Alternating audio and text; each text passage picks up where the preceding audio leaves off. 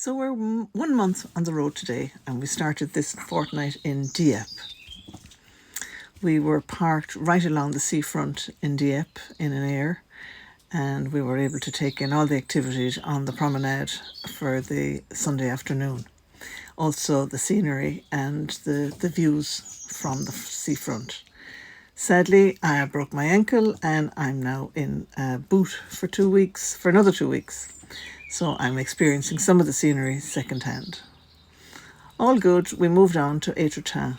The coastline or the rock formations in Étretat were absolutely stunning, bleached white in places. Similar, I think, to the cliffs of Dover in England, and some amazing rock formations here. From there, we took to the road again and came upon a most unusual bridge, the Pont Normand, which was extremely high climbing onto it and wonderful views going over the bridge. From there, we arrived at Colville-sur-Mer, and again, the most amazing beaches. This one is the Omaha beach, where there was, the beach itself is beautiful, but amazing history here. And Aidan was able to visit some of the museums and memorials and war memorabilia left there from World War II, along with many cemeteries and rows upon rows upon rows of graves of American soldiers, all kept immaculately by the American Army. A very peaceful and quiet and calm spot with a lot of history. From there, we moved on to Les Pieux. Again, more amazing beaches in Les Pieux. This one, the campsite was absolutely right on the edge of the beach, so we were able to enjoy the scenery sitting on a bench for the day. Well, I was sitting, Aidan was still on the move, and a most amazing sunset that evening.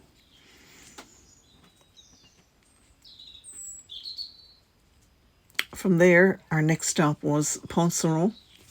Pont-Saron is right beside the most beautiful and stunning Mont Saint-Michel, one of Aidan's favourite places. So again, he was able to cycle off around Mont Saint-Michel and take some amazing photographs, none of which can capture the absolute beauty of the place. And inside, the living village was quiet when he visited and brought back memories of when we visited there together.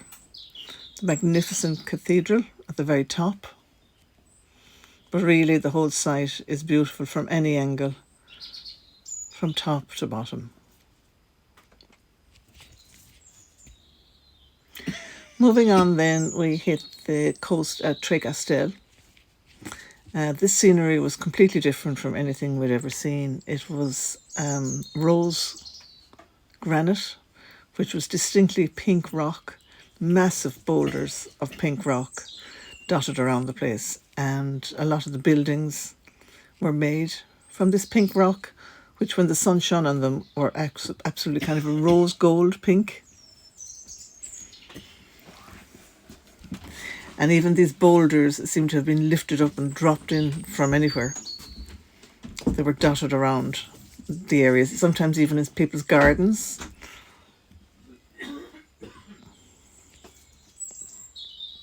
Very restful and calm scenery. Beautiful spot. From there, we moved on to Vannes, and this is a very old city in the middle of Normandy. And some of the buildings were more than 500 years old, and again, a lot of history. Some of them were just interesting, and some were really pretty and cute. We got to see much of the city in the Petit Train, because I was still unable to walk around, but it was an ideal opportunity to see the highlights without having to walk.